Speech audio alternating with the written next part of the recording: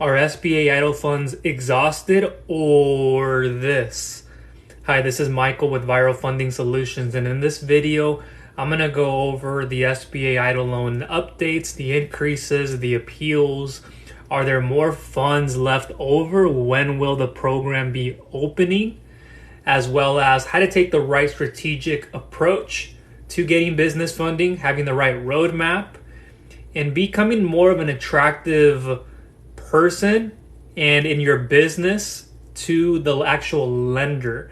And in that, I'm going to cover the 3 things, the secret sauce that you must know about if you'd like to get over 100,000 plus in business funding. It's so simple and easy and straightforward, yet a lot of individuals, don't know this, or they end up complicating things. Now, before I get going, if you're here on the live, please give me a hashtag live or a hashtag replay if you're watching this later on. Perhaps you're at that moment watching it on YouTube. If I upload it there, right now we're streaming on TikTok. Welcome in, Jeffrey. We have Jesse in the building. Steven, I like to say, or Stefan. And quite a few people are joining us right now. This is unannounced. Appreciate you. Thank you, Rusty. How are you doing? And so I'm going to jump into things in a moment, but I just want to know how you guys are. How's your day been going? Are you having trouble getting business funding? If so, what is that main problem? What is it that you've been doing time and time again that just hasn't worked for you in the past? What do you need to change right now to get the funding you need? Because I spoke to individuals today, some of them on a phone call because it was urgent. It was necessary for me to get on a call with them, going through the things and letting them know, hey, you either have too many negative days in your account, you have non-sufficient funds, chargebacks too many, bounced checks, all these different things that translate into getting you declined for funding. Either you have too many non-sufficient fund days, you can't have more than 5, you don't want to have more than 5 negative days, or what happens is you get declined for funding. So a lot of business owners are trying to get things figured out. I have business owners right now who are applying everywhere and anywhere using the spray and pray method. That is not good. They end up coming back to me realizing what they did was wrong, or they come back to me with an offer and I try to consult with them and let them know if that is good or is it not, and so forth. So before I go into depth on all of that, the EIDL funds, quote unquote, are exhausted. Now, we all know there's some reservoir reserve money in there, billions of it still remaining, where this million or this billion will not be getting dispersed between the most needed, those who submitted their EIDL loan increase before or on the May 6th deadline before the portal then closed a little bit later, or individuals who did submit all of this in 2021 or whenever they needed to, but are unaware of why exactly they were declined or why didn't they receive a response. Like I just spoke to an automotive business owner literally 5 minutes ago. He needed my help. He needed my consultation. And I shared with him what could be the issue, and thereafter, what could we do step by step to get a hold.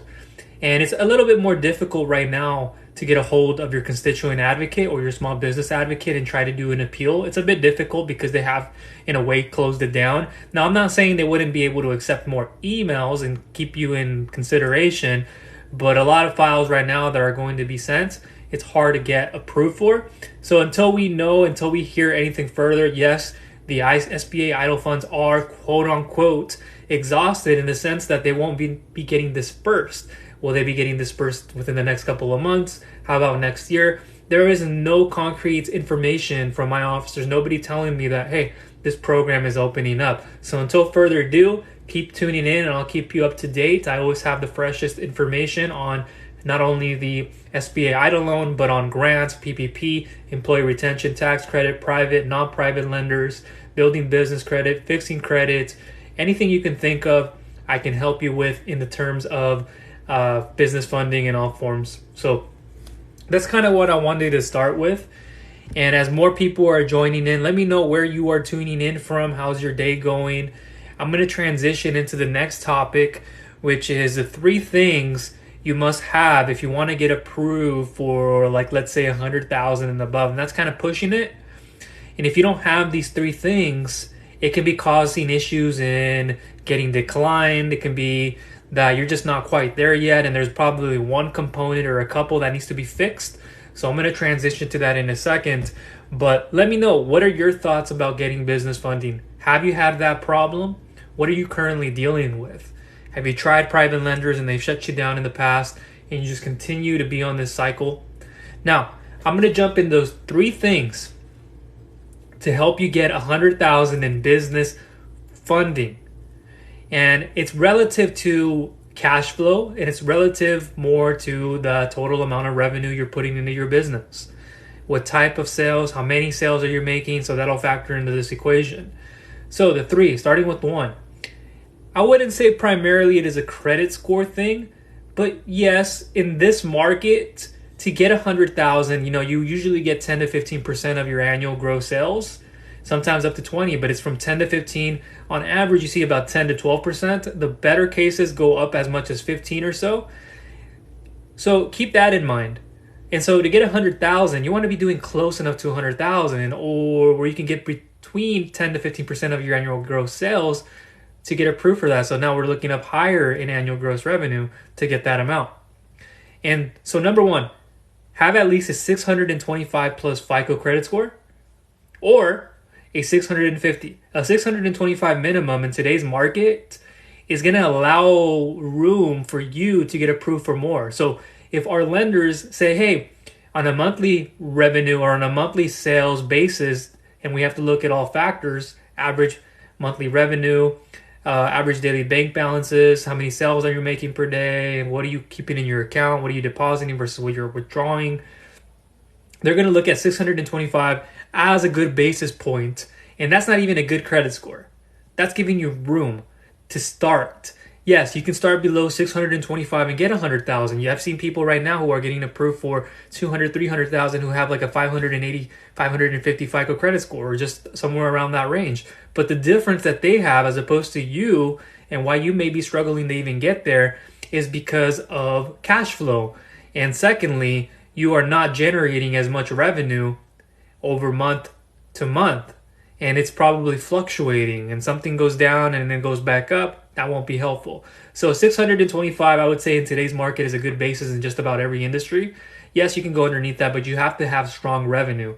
You have to be doing at least 100,000 of that and more to realistically get approved for it, or somewhere between 80, 90 or so, to give you a fair shot at getting that. But your FICO credit score is going to be a determinant on the actual rate you get.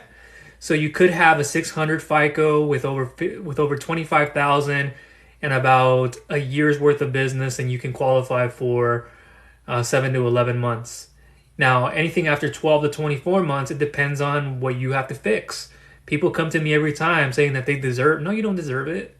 You're not entitled to. You think that, but when it comes to getting revenue-based financing, unless you have collateral to offer up where we can get you lower rates, well, you don't have collateral or you don't want to give it up, well, you're looking at about a 35% interest. You're looking at about 20% interest, 40%, 50%, sometimes 60 to 70% or so. And that's because you're a higher risk. Ultimately, what you want to get out of this video is, how can I make myself a lower risk client? So number 1, 625 or 650. I would say 650 and above really does a lot more good. The higher you go in FICO, the better. It's less of a credit score, just looking at it. It's more about looking at the reports as well as your character. Like your character, your patterns tell us that if you're taking on this amount of debt, you've maxed out credit cards, you haven't made the payments, or you're making this much on payments, you're not even paying the most you can at once.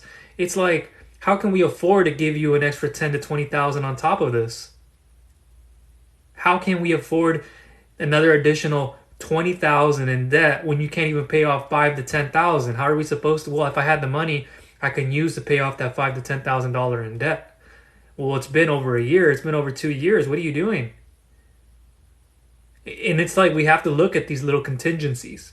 So credit is helpful. You don't always have to have it excellent, or does it have to be great or even good. Just have strong revenue to help you get close to 100,000 or so and above. There's no secret to that. Number 2, you want to have more sales. Generate more sales in your business, increase your product margin, increase your revenue, increase the percentage, increase the amount of products, subtract and add to? How can you increase consumer consumption? And a few other components. So these are the little issues that happen when you don't get as much because you're not generating enough in sales. Your revenue is one thing, but sales is a reflection of that. What's your overall sales? What are these products? What are you making from these contracts? What's being generated? How many contracts do you have? What are you doing per day? What are you doing per month? So generate more sales. There's no secret formula to that. Make more money in your business. And this brings me to my next point. Well, before I go there, cost of goods sold, I can go into that subject even deeper. I can go into raw materials, distribution, all these different things that make up the product or so and what you're selling it at and what you're generating in revenue and sales. However, let's move on to the next subject or next topic. Number 3 is deposit more into your business checking account than what you withdraw from it. Business checking account and also business checking sales to business checking account directly, primarily. You can wire from business checking to checking, but we have to make sure it's verifiable and it's from you. But one primary account you're depositing into and you're generating those sales. And so with the third one, depositing frequently and consistently every single month, at least 3+ times a month. And construction industry could be a little bit different, but it's usually 3 times plus per month and a few other components. And then you want to make sure that it's going primarily into that business checking account and you're depositing more than what you're withdrawing. Whether I'm looking at just bank statements or you're looking at year-to-date financials, profit and loss, tax returns, and I see how much is being on your net operational income and your net income and your gross profits. It's not we just don't go off of gross profits for SBA loans. I want to see net income. You're negative here and you're negative there, or one or the other. It doesn't look good. You're not profitable. Well, I have a very fair reason for it. Yeah, let me hear it, but it still doesn't justify what you're doing. So you have to change it up. You have to change the habit of that, whether it's going to decrease your revenue or not. You have to, if you want to get that type of financing. And if you don't want it, then continue to do what you're doing and operate at a loss and profit. It's okay. But when we look at a lower scale, if it's like a cash advance or similar, then we're looking at it on the bank statements a lot of these times, maybe a recent tax return. But we need to be able to verify cash flow. We need to know how strong it is. How's your credit? If need be, if it's a huge factor with revenue-based financing, it usually isn't. Cash flow is the first thing. And then we go from there. Last thing, somebody's emailing me. I think they gave me wrong information. They're going to have to hold up because I gave them a chance. What you have to understand is you have to build the right strategic partnership and have the right roadmap. I speak to business owners every single day who don't do this. They go into an online marketplace or they go to a direct lender in a way that they don't know what they're doing. They don't understand what they're getting themselves into. And not just applying and praying and spraying that you get approved. That is gambling.